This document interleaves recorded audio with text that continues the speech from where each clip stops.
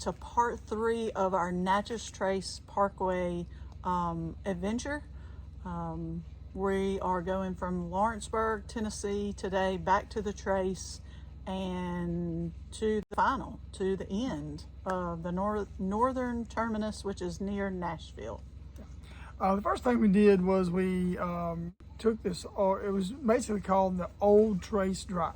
Now, this is really just a dirt road. It goes off the Trace, but it's only about a mile, and it takes you back through the woods, and it's just a idea of the old Trace, the area, what they walked. And this one, instead of getting out and walking and seeing it, you actually drove it. And like I say, it's about a mile. And just to go back there and just see, there's a lot of dips and valleys and things like that, a lot of big trees, and it's just left the way God intended it. Yeah. All right. So as you ride back through there, it just kind of gives you an idea of the difficulty of walking and traveling on this trail. Yeah, it was neat. I did climb a tree. She did. We got a picture of that. A little bit of light work there, climbing that tree. So just because that's my thing, to climb a tree in a national park.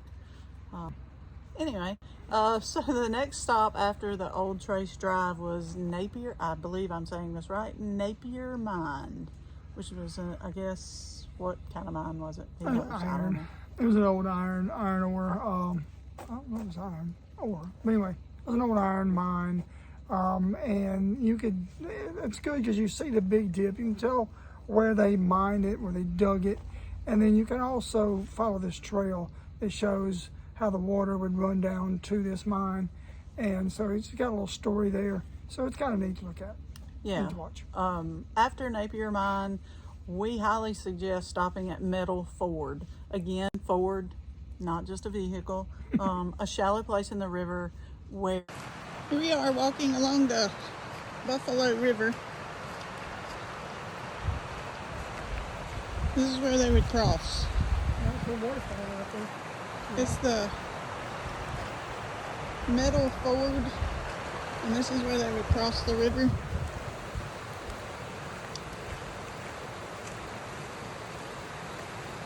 It's rainy. Well, not rainy.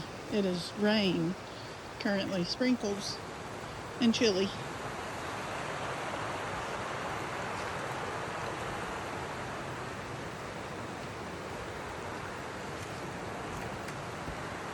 We were trying to find the place where they crossed. This is what we think. We don't know this. According to the sign, it looks like it was right here. Yeah, according to the sign, it looks like this is where they would cross the river. But it is a shallow place in the river is what a ford is, not necessarily. Yeah. So this was shallow.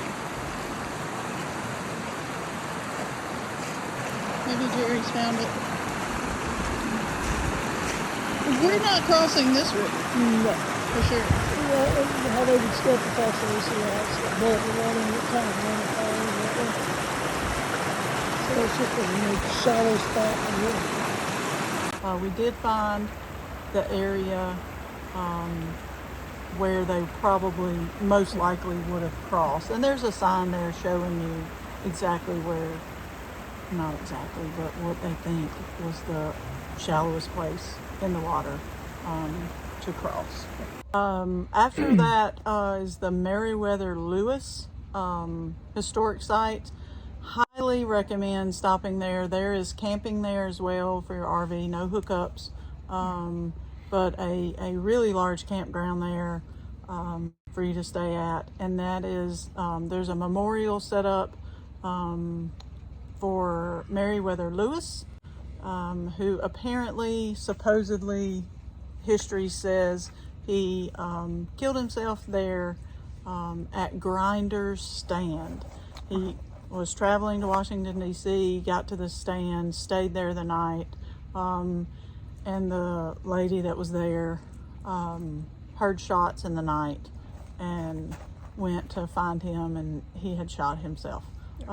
But there is a memorial there for him, and also there's a little cabin to represent Grinder's Inn and where he stayed, Grinder's house. There's a lot of information in there. And for those of you that may not be familiar, Meriwether Lewis was the Lewis of Lewis and Clark. Yes, the Lewis. Lewis and Clark, yes. But it's Meriwether Lewis from Lewis and Clark, and it's a pretty nice monument to mark his burial spot and the replica of the inn or the stand where he stayed. Highly recommend that site. It was raining, and so there's a ton of trails there. You can walk the old trace. We didn't do any of that because it was beginning to rain. So anyway, it would have been better to explore had it been sunshiny, but it wasn't. So the next place was the phosphate mine. It was an old, what they said was an old rail bed. Is that what they said? Yes, old rail bed. And you can walk along that until you come to a collapsed phosphate mine. Now that was pretty neat to walk up and see down into that mine. It was interesting to see the collapsed mine, just to see how all that was done. I'm not necessarily familiar with things like that, so again, that was something that interested me. Here's a collapsed old phosphate mine. So they say. Once again. We don't know. We don't know. But I mean, it looks collapsed.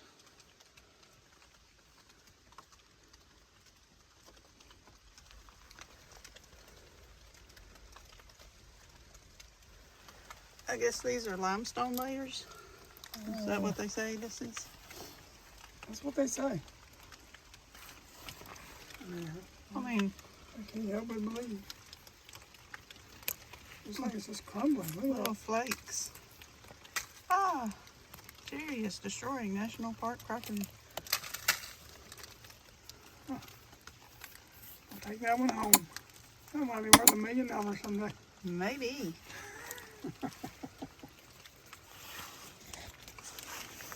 Now we have to go back down this hill and not end up in the creek. The next stop, the Fall Hollow Falls. Make sure to stop there. Again, it was rainy and wet and slippery, and we just did not have the appropriate shoes on this day we did walk down close to the falls. There's several like little landings where you could take pictures of the falls and see them very well. But if it's a nicer day, or you have nice shoes on, or you have a walking stick, Good grip. Shoes is good grip. I would say hike down in there further, because there's about 2 or 3 falls right around that area. We were only able to see the one. Next thing is what was Tobacco the farm. Oh, the tobacco farm. It is Very a good. big barn. They say on there that you could see the field of tobacco, and then it's being dried in the barn. Now, I don't know if it was just because it was winter. We didn't see it. We just saw the didn't whole see the barn. field. Yeah, but it was neat to see that, and just to see, if you're not familiar with how that's done, they bring it in on the trailers, and they would take these tobacco leaves, these big leaves, and they would hang them up in the barn for, was it about a month? I can't remember the time frame, so I don't want to mislead. But they would hang it in there until they dried out, and so it was kind of cool to see. Yes. The next stop was Jackson Falls. Again, highly recommend this. And I'm sure, like, at these falls, after a huge rain, these falls are probably really, really flowing nice. They had some flow, but not a ton. It was still wet. The thing about Jackson Falls, though, is it's a steep trail. I wouldn't call it a trail. It's a path. It's a walkway. It is like a sidewalk. like a concrete sidewalk, and they have a rail that you can hold on to. But it is a steep. It's steep. Yeah, it is a steep trail, but not hard. Right. Again, it's like a concrete sidewalk that you walk down. Not hard. So it was very nice. We enjoyed it. Stopping there at Vat Falls. What? Oh, Gordon House, historic site. Again, this was an old inn or a stand where people could come, and it was called the Gordon House. Wasn't this was not the original house, or the National Park Service had just renovated it to some degree. And it's real tall, narrow, and you're not able to go inside. But the construction of it, and just to see how the design and how it was placed, and to read this story, just gives you a little piece of history. Next site we drove up, and it's just a small memorial. It's just a marker to commemorate the War of 1812. So that was something to go and just see and read about that. So we did that one. And then coming to the end of the trace, we were like, yes, finally. Birdsong Hollow. Make sure to stop at this site. This is before, coming from south to north, before you cross this double arch bridge. There's a place that you can pull off and see the bridge from the top. It's really, really neat. Big, giant, double arch bridge. And then get off and go towards Tennessee 96 to see the bridge from underneath. And you may think it's weird us talking about a bridge, but until you get down there and see that bridge, and please walk up there to these columns. I was blown away by the size of these arched columns. If you like engineering, construction, things like that, maybe hard engineering, you would have to appreciate this. It was really, really cool to go up there and see just how it was constructed, or get an idea, and to see the size of these columns. Yeah, it was very interesting.